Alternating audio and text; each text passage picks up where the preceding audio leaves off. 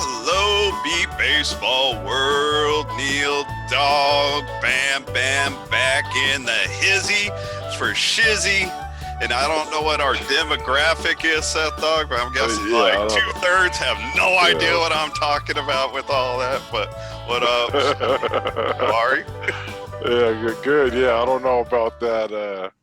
My lingo might have to dial it back a little bit. Yeah. We're back. I don't know if we need to open up the show with slang and all that good stuff. No street slang. All right. All right. Man, Seth Dog, you know what's ironic about this particular beat ball season is that there are not just one, but two teams. What? We're doing a whole show on it? No. Neither of us are playing. There's not one, but two teams that you and I could join, and their overall age would be lowered, I think. I know that's true with one. I don't know if it's true for sure with the group we have tonight. I'm sure I'll get corrected, but I would like to welcome from the newly formed Indy Xtreme, Mr. James Michaels, Jerry Windell, and Frank Facio. Welcome, everybody. How are you doing, fellas? Great, thank you. Thanks. Doing great, thanks. And when I was thinking about this new team being formed, I just kept thinking Jerry and the Atrix. Right out the gate. Oh, that's painful. Jerry and the Atrix. That one. Hey, we're gonna dive more into like how the team's made up and everything, but just on the one comment I made, is Seth and I at 48 and 52. Where would we rank on your roster age wise? You're in the higher. Our average age is around 47. I figured it out the other day just to see. Oh, you guys are a little old for us. Yeah, it would bump up to about 49 or 50, so I don't think they'd take both of us, that Dog. Yeah, right. I would push the average up to a little bit over 47, so I would be fine. I don't know why I wouldn't fit. No, yeah, we believe me, we could use both of you all, so that'd be great if you came on. Very kind. Not a lot of teams would say that these days. So thank you. Hey Neil, we can make a hell of a pair, man. I could bat. You can play defense. You know, we have to find somebody to run for us, but you know, that's like one player there. That's what we got. So yeah, all right. Guessing on a team that averages 47, like the designated fielder's already been occupied, possibly. Yeah, right. I could be wrong. It scares me about joining an older team is you'd want me to run bases. All right. Go ahead, Jerry. I thought Seth was describing Frank when you were talking about somebody who could hit and somebody could run for him. I know about that. I played with Frank his last year or so, man. You know, Frank needs a runner too. Frank's still a young man. At least he's out there wanting to do it still. He's got us beat a little bit, not by too much. Well, I'll leave it at that. You got beat by a little bit. I'm not going to throw you that any further under the bus, Frank. I know I get in trouble with you easily. So it's okay. Well, I was going to say that if you take out the oldest player and the youngest player, I think we would drop that age down to probably about 40. Oh, really? That's true. I'm probably the oldest player. So if you take my age out, and I don't know who was it, Michael Lewis? That's the youngest, James? Probably so, yeah, 32, or maybe Imran. I'm not sure how old Imran is. I think he's in his early 30s. Well, I'm 63, so I'm probably. Are you really 63, Frank? Yeah, I'm 63. That's why I cut myself off when I was talking about being older than me. It's like it hit me. I was like, oh, it's only a little. Oh, no, he had me beat by at least 10. I remember. So yeah.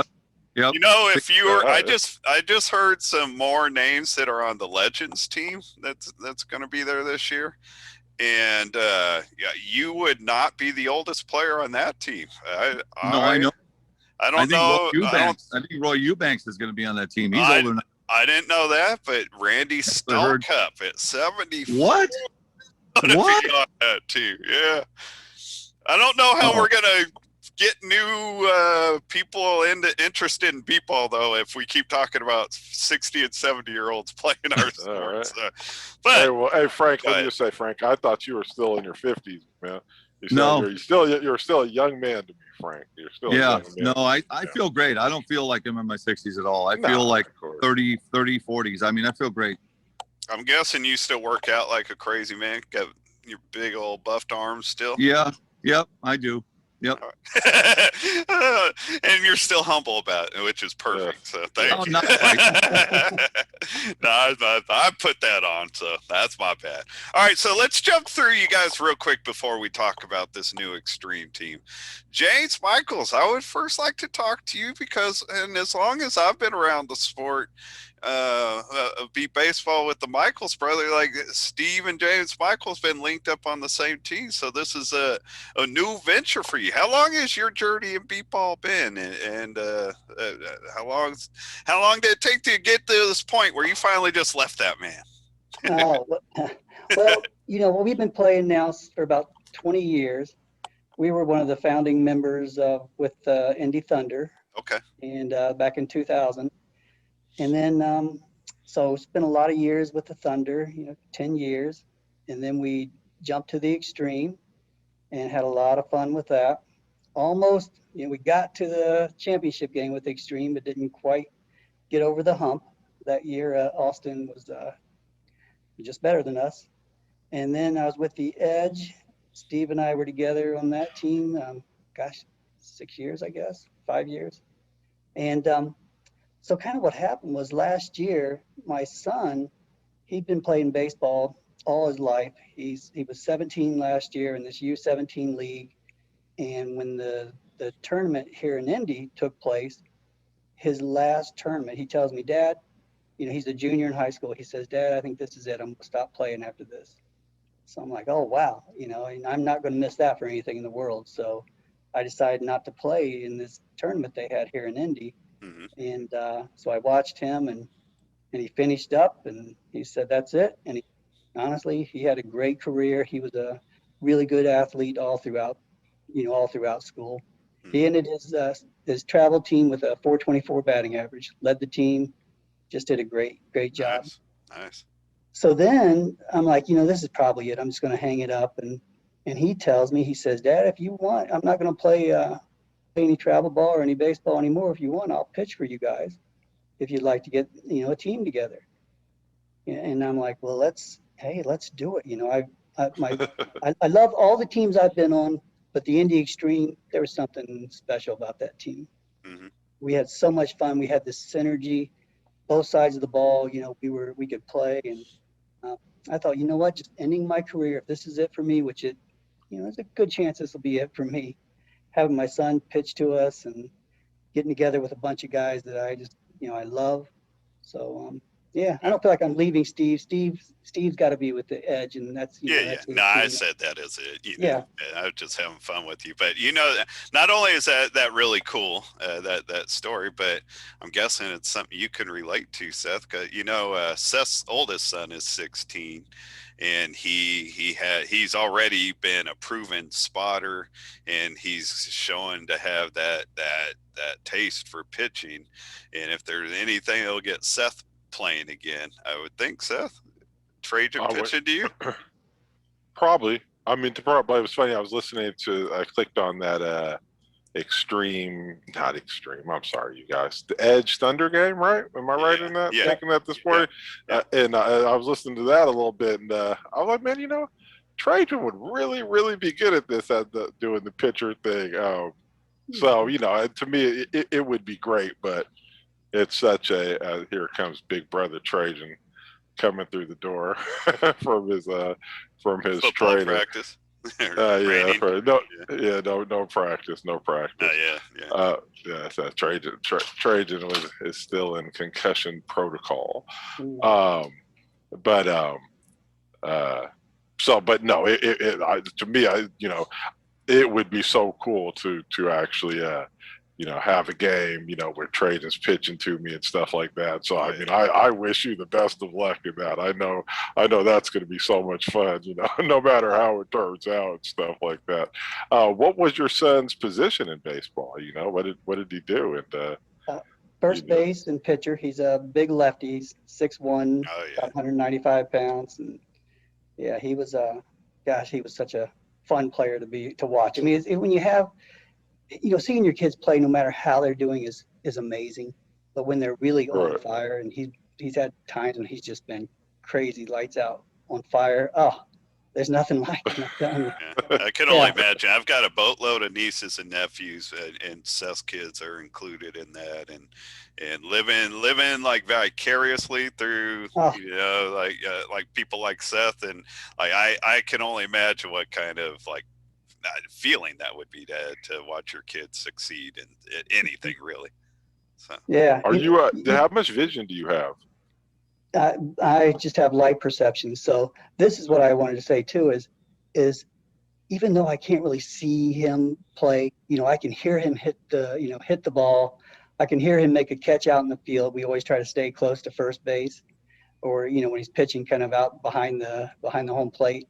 But, he knows I'm there. To me, that's huge. And believe me, as soon as my wife stops screaming and tells me what happened, I really even enjoy it more. So it's that's funny. When my kids were really young, or Trajan was really young, I used to always, oh man, it's gonna be so much fun when he's playing football or this and that, and then I realized, man, there's no play-by-play person here. You don't know what the hell's going on. So.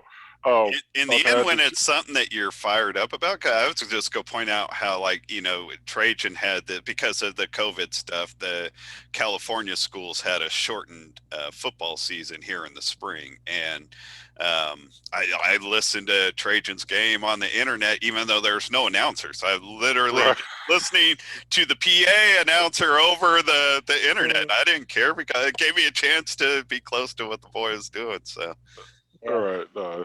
Nothing like it. So yeah, I'm really jazzed up about that, and I know Jesse is too. It doesn't mean, let me tell you what, I loved hitting off of Darnell, Jared, and Kyle. They were all really good pitchers and really great guys. And there's just me something about having my son pitch to me. There is. I can't get around it. Yeah, no, I could imagine. All right, we're going to talk a lot more about the team. Wait, James, what? Go ahead, Jared. James, you didn't enjoy hitting off me? That's right. I did. Oh, no, James, he didn't. You didn't enjoy hitting off me? It was fair. It was good. He said it was fair. Yep, that's right. We did have a couple seasons, didn't we, Jerry? I forgot about that. That was a lot of fun too. Hey, Jerry, I want to jump in with you, man. I started playing back in '87. I was at the '86 tournament for a day, but the 1987 tournament was when I first met you and was first around you. And you were with the Albuquerque True Sight back then. For one, that's a team. That team before Austin reset the standard with 7 championships. Albuquerque was the best team of all time, and it could still, with their 6 championships and their success during that era, be argued one of the best. What was it like playing with the Albuquerque? Like, what could you tell our younger audience about playing with that team in its heyday? Well, we pretty much had the best player at that time in Ray Marshall, as well as the best pitcher in Ray Cerna. Yeah, great combination, right? Yeah, I mean, absolutely. And, I'm going to just state this about beat ball in general.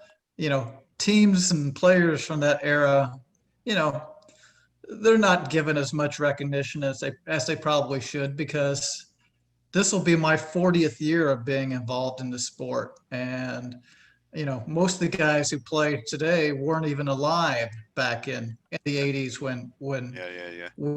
when you and I and Seth first started playing. But the Albuquerque team, it was special. I mean, it was, I started playing for them, and I played for them in '85 through '88. I was probably one of the first free agents in the game. Ray was a good friend because of goal ball, and our Indianapolis team had broken up after the '84 World Series, and so Ray knew I was looking for a team. So Ray joined Marshall, the right? True You're Sight talking for just 4 for the years. audience. For the audience, you're talking Yes, about Ray Marshall. right. I'm talking about Ray Marshall. Right. Yes, Ray Marshall. And so, I played for him for 4 years, 4 championships.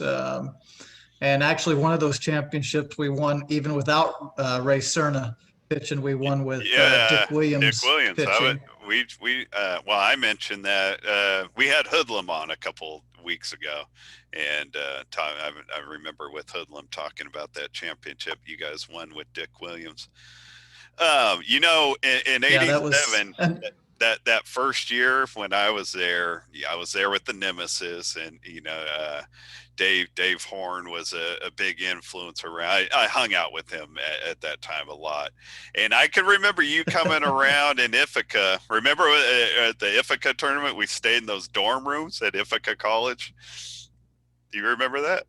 Yep. Yeah, so I remember you coming to, nobody could close their door really. It's just these open doors. So it was more of a hangout than what we're used to at hotels.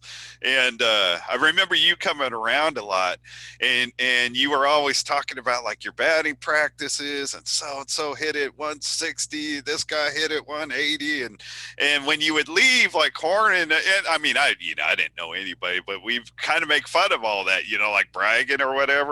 And then I played you guys a couple days later, and you guys were hitting bombs. I mean, compared to all the other teams that I had played against there in my first World Series, you guys were hitting bombs. Terry Juvenile that year at that tournament, I remember for whatever reason, all these years later, went 43 for 53 for the tournament, had the best average in the tournament. But I remember I was playing kind of in the shortstop area. I don't know why. Because I was a dude, but I squared a ball. Well, with Ray Cerna though, with the way he pitched, he probably threw the biggest drop ball of anybody in the game. I mean, it would just drop in, and when we hit the ball, very rarely was it ground balls. I mean, it was usually either a high pop up or a high fly. And when we say we hit 160 to 180 back in those days, we really did, and we did it regularly. And that's why I brought it up. We made fun of you, like whatever. But then I went out and played you, and you guys were just hitting bomb. You guys run rule. We finished 4th that year. We had a good team, and you guys had us in the run rule after like 3 innings or something, 2 innings maybe. Well, I remember the Bay Area teams from back in the days. The Nemesis, with you and the Horn Man and of course East Bay with the Watts brothers and you had Blue on your team, I think, and that's where Bam Bam started with the Blaze. But yeah, Billy Blue I played with him the first 2 years. He's another name. Like, he's one of the best defensive players that ever played this game. And he and Slick Watts both were kind of in Ray Marshall's shadow in the mid to late 80 time. Marshall was so good that they didn't get as much credit, but man, they were both great players. I wanted to say though that one of the plays I always remember, like the first play I squared up against you guys in that game, it one hopped off my chest, and I dove right as it was hopping up into my chest, and I just laid there because I thought I smothered it, and I'm reaching all around looking for it, and the runner scores, and Horman's like, dude, that bounced off your chest back to the plate like 10 feet. Like it hit me so hard it ricocheted back to the plate, man. You guys hit bombs, and that was a good team, and I wanted our audience to hear a little about them. Go ahead. Well, the Horn Man was one of my favorite characters in beep ball history. I mean, he was good dude, always had a cooler full of beer or whatever, and he was a good guy. miss seeing him around at the series. It's good to see him back a few years ago. But you guys, Seth, I remember Seth when he was a little kid with his, Mr. and Mrs. Clark. I mean, he's got great parents. Always loved visiting with Seth's parents at the World Series. I was never, I was never a little kid. He was a 6'4", 15-year-old that got nicknamed Bam Yeah, Bam. but he was a kid. Yeah. Nah, I feel you. Yeah, so I was a kid, but I was never little. But it's funny when Neil brought up that you played for Albuquerque just the other day. I was like, really? Like, I had no idea you played for Albuquerque. We played you. I was on the Blaze team when you guys, did that Saturday in Austin where you beat us on Saturday morning, and then you beat, I don't know who you beat twice to win the championship, which was absolutely incredible. I didn't know how incredible it was at I that can't time. remember. Who did you beat in '88? Do you remember? I can't remember who it was. I don't remember what. I think it was Houston. I'm not as I don't remember. I'm not as good as a lot of people. I don't remember. I don't remember every single game. You've been playing I just 40 remember years. the good times. times. Right. Yeah. That was too many beers. That was too many beers ago for Jerry. And I'll just say is that what I first remember Jerry Windell was with the Indianapolis. Yeah, the Eagles in in 1999 in that championship game. I remember thinking, not championship game. I remember thinking because he had been on this championship team, it's like, man, why go from starting, be a part of this powerful lineup to pitch it to this other team, and then you go win a championship with them? It's like, oh, okay, well, I guess that's why. You guys had something good brewing. The reason I did it was because I got married and you guys know Karen. She was one of the, if not best, but one of the very best goalball players of all time as far as women is concerned. And so she should be considered. She wanted to play beep ball. Yeah. I was just gonna say I think she'd have to be considered one of the best female beep ball players that's ever played. One of the best defensive players, period. Really. There's probably none better. I mean, she could hit as well. But our Indy team, we were stacked with hitters, and me being a legally blind pitcher, and you know how that goes. I mean, my light just went out. My TV went out. Wonder what just happened. I think I blew a fuse in the room. But looked the same to us. Pitching was different, and so it was fun. And enjoyed it, did it for a couple of years, and then I got back to playing because it's just not quite the same as pitching as far as playing, but it was fun. I wonder this, guys, how many people have won a championship as a player and as a pitcher? I don't know if any do that. Yeah, it's a very short list. I think there's one. Yeah, I can't think of anybody outside. Yeah, that's pretty amazing. Outside of Jerry. That really tells you a lot about his athleticism, honestly, guys. Well, tells you a lot about his dedication to the sport. Jerry, athletic. Mm-hmm. I'm kidding. He is. Let me ask you a question, Jerry. Not that since we're talking about the young kids out there, if we had, I mean, obviously you can't compare the 90-foot bases to the 100-foot bases, but if you put Albuquerque at its absolute best up against the Indy Thunder at its absolute best, who do you think comes out on top?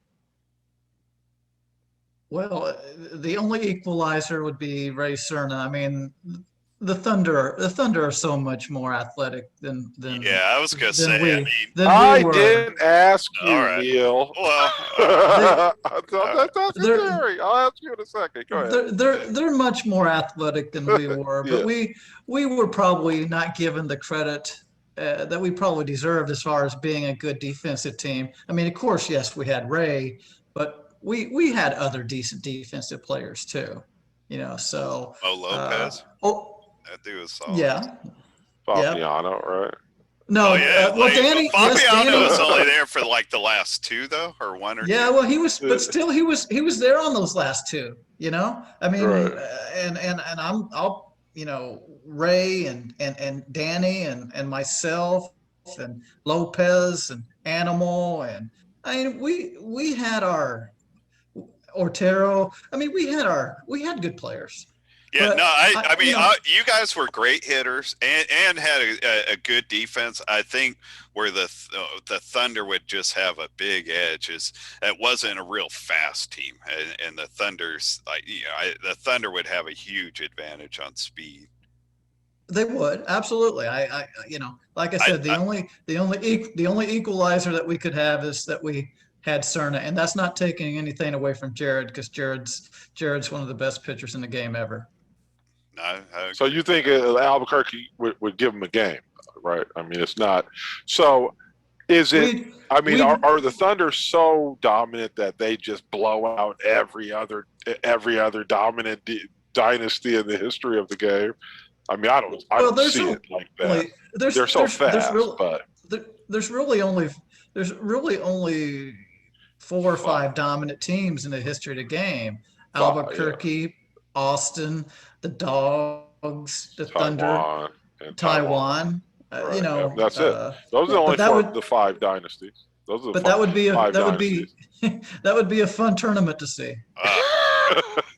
That's where I was going to jump in. We need to get Frank in here, but I wish people wish this with all the sports. I wish the best could be. You know what I mean? I wish our best Dogs team could be put up against the best Thunder team, the best Austin team. That you know what I mean? I wish all those could face each other, but it'll never happen. So it's just talk. Francois, let's get you in here and talk it a little bit.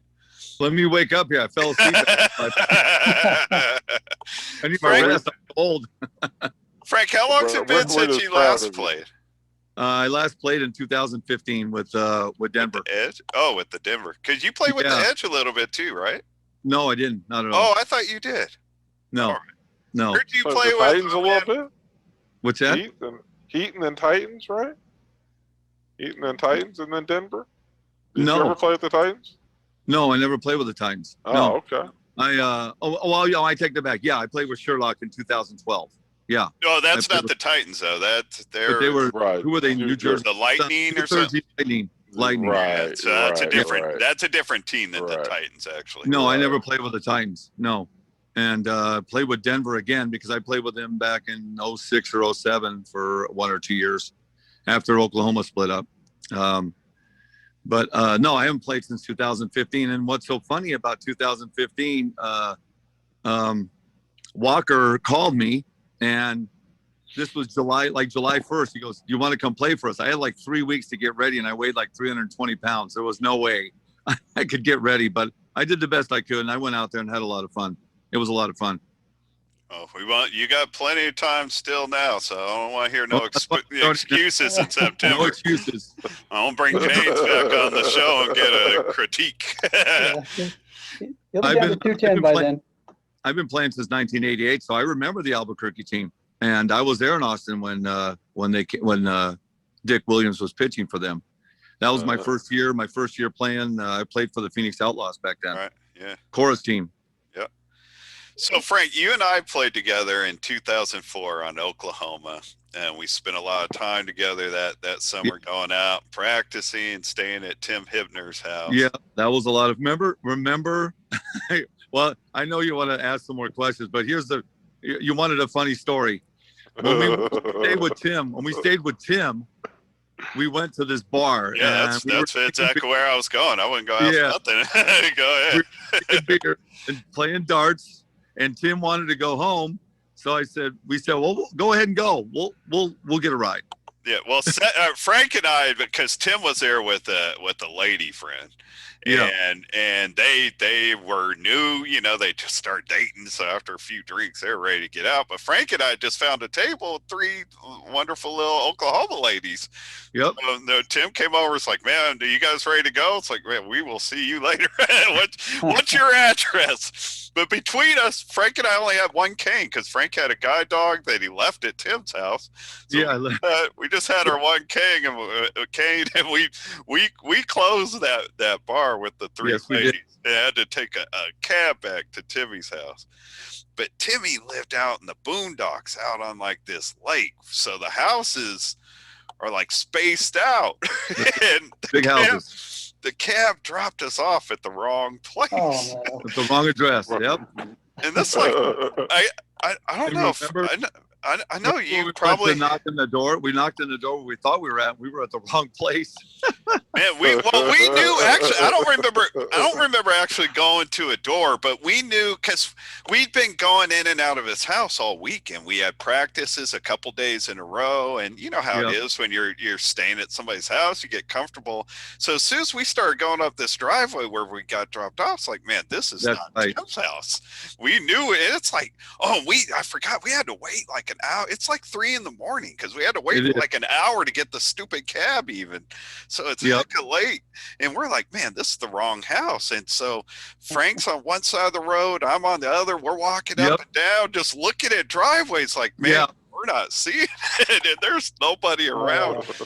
Finally, a car comes by, and we're just like, I'm in the street waving my cane, like, help us, please. It's like the pathetic commercials you see. I'm falling and I can't get up. And the car doesn't stop, you know. It doesn't stop right away. It gets about 100 feet past us and stops. And this guy gets out, and he's just like, "What do you want?" He did. I'll be honest, he sounded black. I don't know if he was, but he sounded black. I'm thinking 2 white boys in the middle of the street, in the middle of the night, waving him to stop. You know, I wouldn't have stopped. But Frankie over there with his ponytail hanging down his back, 6'5" Frank. But he stopped. He's like, "What do you guys want?" It's like, man, we're in a bad spot. We need help. Yeah. We're blind. We got dropped off, and so we ultimately gave him like Tim's address, and we were like within a block away, but we weren't at his house or whatever. So the dude did help us find the house. But man, that was a scary moment. Just like, because Frank usually has a cell phone, and this is 2004. Not everybody. I only had. But he didn't have it that night. He didn't have it that night, I know, but we were just like, man, what the hell are we gonna do? Wasn't that guy delivering papers? I thought he was a that's what I remember. Like he was out just dropping papers off or whatever. Yeah, that was fun. I remember I pulled out some money. I threw in some money. He's like, dude, you're not gonna pay me for helping you guys. Like, man, you have no idea the situation. I want to buy you breakfast at least. You have no idea how screwed we were, man. If you didn't stop, it was gonna be a long night. But you know, the other story that came from that year, Frank, at the World Series, and even though Seth wasn't there, it's one of his favorite stories to tell, I think. But after we got knocked out, the day after we got knocked out, you and I, because you know a bunch of the old Fort Worth players were on that Oklahoma team with us. Yep. And you and I and Roy Eubanks and Sam McKenzie were having breakfast. And at some point, you're like, "So, Sam, you've been blind your whole life?" And Sam's like, "Not yet." And Not yet. And that was the only time in my life I ever heard that answer, and it is so perfect. I wasn't even born blind, and I use that. Neither was I. Yeah, I use that now because it was just, and it was so nonchalant about it. It's like, man, you've been blind your whole life? Not yet. Just kept eating his breakfast. Classic. Yeah. Frank had me worried one time too. You know, we played on the Houston team together, and we were staying at some dive hotel in Houston. That was the Baymont. And that Saturday night, you know, Frank, he's like, "Oh, let's go get some food at the Mexican restaurant." They had screaming carnitas, and he's like, "Oh, you know, karaoke night, let's hang out." I'm like, man, I don't think so, Frank. I'm from California, man. I don't know, man. And he had us hang out that whole night, man. and it was Latino karaoke, you know, and I mean, I just remember sitting there. It's like, man, you know, you know, I guess there's a certain thing of white privilege, right? You guys feel safe wherever you are, right? And I'm like, Yeah, but the problem is I'm not white. I'm Mexican. you know, that's right. Even though I look like a white boy. Yeah, right. And so I'm just sitting there, just like, man, we were there for hours, man. And I'm just in the corner, like, man, Frank, man. But everybody was really cool. I just never knew, you know, as it started to fill up, I just didn't know the type of crowd that was going to be there or whatever. Even though it was Spanish karaoke, did Frank, you got up there and sang, right? Of course Hell they did. Yeah, he did. In Spanish or in English? You don't know Spanish, do you? Yeah, I know. I do one Spanish song. That's He did it. He did it in Spanish. He did it in Spanish. That's karaoke. That's Frank's jam. Before he started playing bass and got in a band. And by the way, everybody, the music that I had Frank Porter mix in this time came from the band Frank Facio played in years ago. That was an all blind band, except for his better half Rosie playing the flute on there. But before Frank started playing bass, because Frank, you picked up the bass late in life. But Frank's been a singer forever. Yeah, I've been singing all my life, but I started playing bass at 48 years old. Still rocking it, right? 15 years Still ago. playing in a band? Well, it's been a couple of years, but I hope to start playing again. All right. And you know, Frank is one of those people that, I mean, Neil, you're kind of the same way, but Frank's one of those people that, man, he talks to everybody. You know what I'm saying? Oh, yeah. I mean, there's just, you know, you can't go have lunch with Frank without Frank having a conversation with people. Man. Frank has somebody's phone number before he steps on the curb. He's always networking. Frank don't miss out on opportunity. Man, no, man. We had a good time, though. We had a good time in the Baymont, man. But I was a little nervous going into that karaoke night. It turned out great, though. Yeah, it was a lot of fun. It was a lot.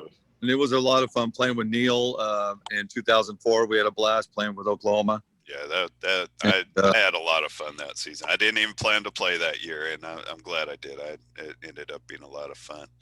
All right, fellas, I don't think we've done a great job on the time constraint that we started out on. So well, we have. Oh, I mean, we haven't done a great time, but it's only we're 41. Right. So all right, yeah, all right. So we are still fellas. We are 50 minutes away from first pitch. 50 minutes away from first pitch.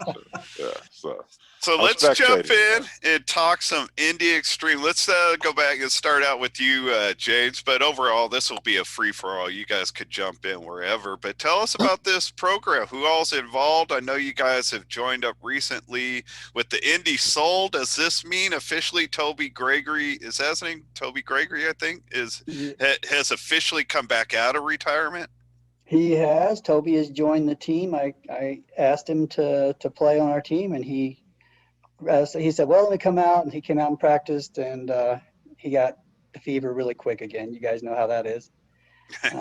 Hey, Neil, let me just say that I told James to throw all the little extra things that Toby likes at him. I told him to tell Toby he can play every game of every inning, and he can play wherever he wants. It's just because us old folks need to get in and off the field. I don't know Toby well, so I didn't pick up on that, but I had to assume where you were going is that he brings you youth.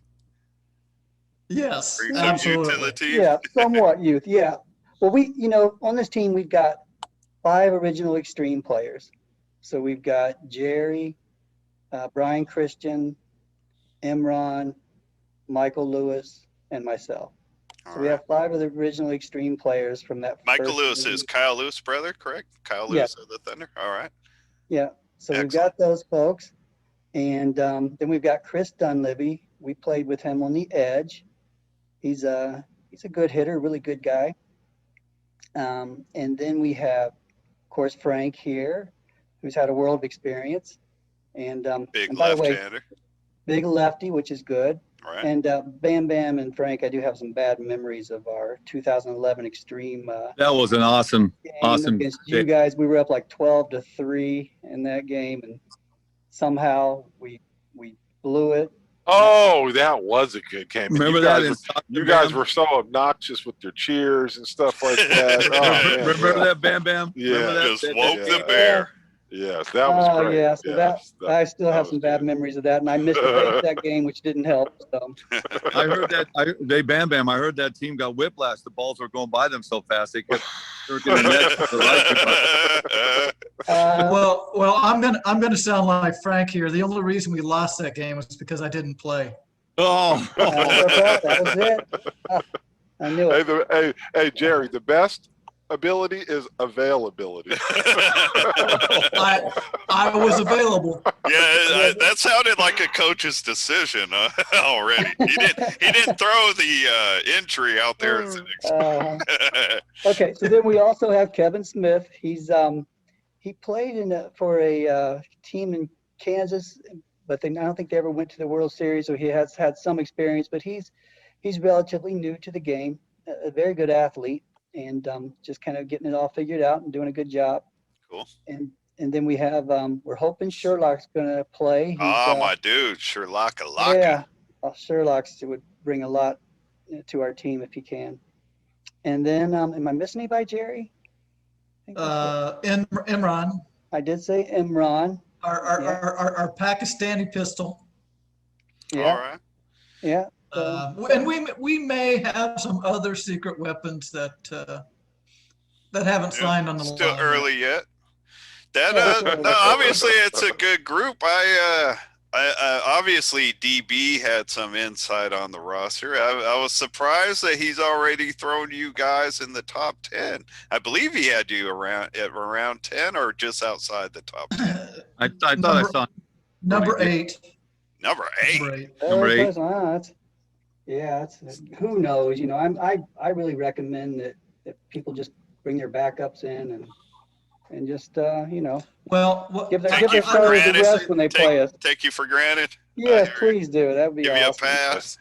Hey, with the average age of 57. Yeah, come on. 47. 73. I think it's when people play you is going to be very important. Very dangerous team on Tuesday. Both of the older teams, us and the Legends, we will both be competitive. I mean, can we beat the Thunder? No. Can we beat the Jets? No. There's probably a couple not other with that teams. attitude. That's what I'm saying. You go into the tournament already marking your losses. You can see why I wasn't in that game with you. Yeah, right. I see another DMP CD coming your way. Fighting that game, Jerry. DMP CD did not play. Coach's decision. No, but where I was coming from is if any other team steps on the field and thinks they're just going to beat us because we're a bunch of old men, they've got another story coming. So, they definitely do. They definitely do. That's all I'm saying. I think we're realistic. We know that we can play a good game, but when it all comes down to it, we do have an average age of 47 years old, and you take a look at the Thunder, they have an average age of low 20s. Something ridiculous. 19. Yeah. It is what it is. Yeah, we just want to have fun though. Just have fun and just do the best we can and enjoy it. So go ahead, Frank. Well, I just wanted to say I'd like to give it at least one more shot. I've always been wanting to play, even in 2015, and I was gonna search for a team last year until COVID came around. I was definitely hitting the gym really hard last year, and because I wanted to give it one more shot. I wanted to see if I could still play after not playing for so long. Yeah. So Jerry asked me if I wanted to play, and I said, yeah, I'm in. Awesome. So you might as well do it. Why not, right?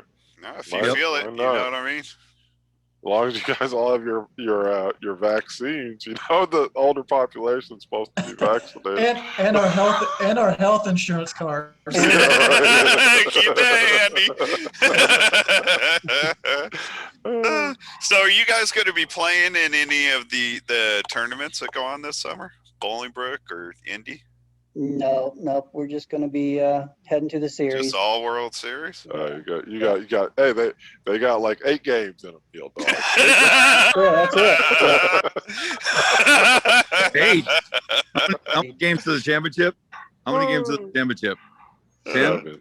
7 to win. 7 to win straight up. Okay. If you go There's a undefeated. limited number of games in these bodies. Yeah, I could hear that. I hear that. You guys So are on a game count. why waste them on another tournament? I hear that. It's all about a game count, man. All about a game count. You got 30 bases in you. Got 30 bases in you. That's actually my kind of team. That's something I can fit into. Well, I look at it this way. If we 12 run the teams, we don't have to play so hard afterwards. So, there we go. 12 run the team. That's what we're going to do. Teams can catch up. Teams can catch up. Yeah. Teams can catch up. It's been done before. Oh, yeah. Houston did it. Houston did it in Cleveland. Houston did it in Cleveland. What was that? 2000. Yeah, that was 2001. I think Cleveland came. Yeah, Houston and Cleveland. I think Cleveland was up 15 to whatever, and Houston came back, beat them. No, it can happen. Oh yeah. Overconfidence is a killer. Well, anything can happen, but to be honest, guys, you never know. We got a rookie pitcher.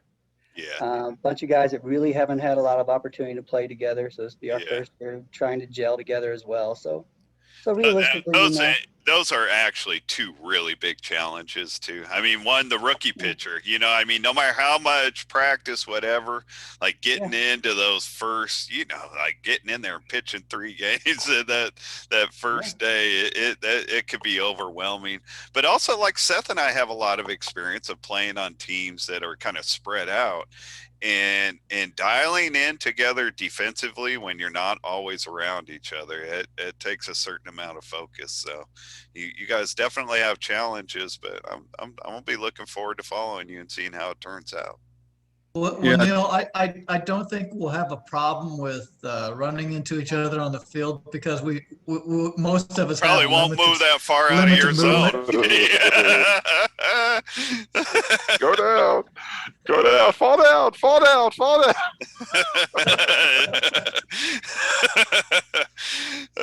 Well, fellas, I'm with Neil and Seth. I'm with Neil and Seth because ever since Phoenix, when I played with Phoenix, I always played for an out-of-town team, and my only practice was at home. I never really practiced with a team, and it's kind of hard. Like Neil said, it is kind of hard to blend in and get in there and do the defense, and but the experience that we've had over the years in playing ball, that definitely does help out with the experience that we have. Yeah, absolutely. And that, I'm sure that had a lot to do with that number 8 ranking. Like, DB understands how much that experience that you guys are bringing together is going to help you compared to, teams that are newer and don't have that experience. So, no, both things are true. Neil, both things are true. The Neil, spread out is a problem. Go ahead. Go ahead, Jerry. James, he's probably being a little underestimating on his son.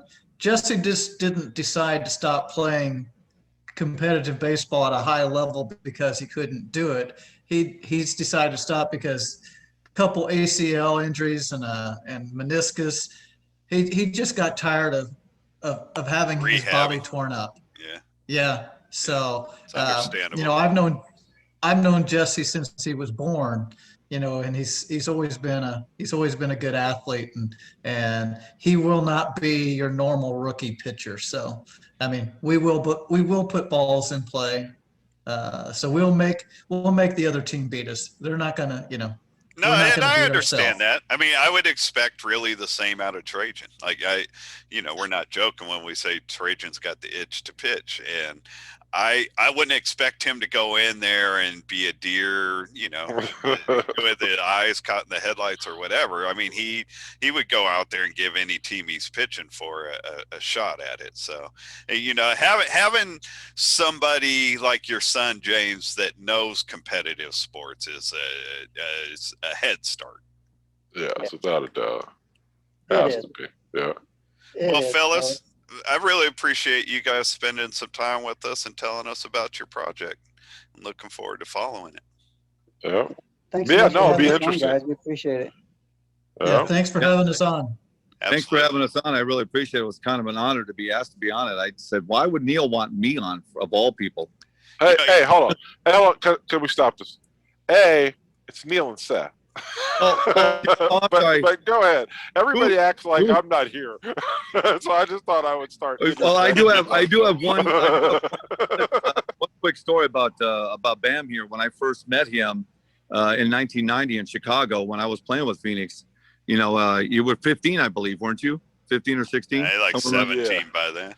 So I remember with guys, I was out in left field, and you hit a ball way out to me, but you killed it on the way out.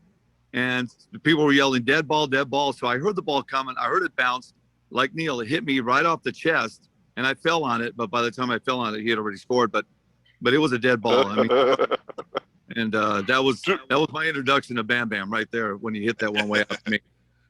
Dude, and it's funny you said that. Remember in 2000, I don't remember, 2001, Strongsville, right? Yes. Yep.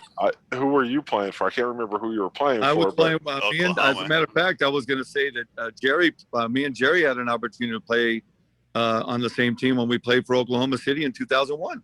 Yeah, we were. I don't good Oklahoma City. The mud game. Do you remember that mud game?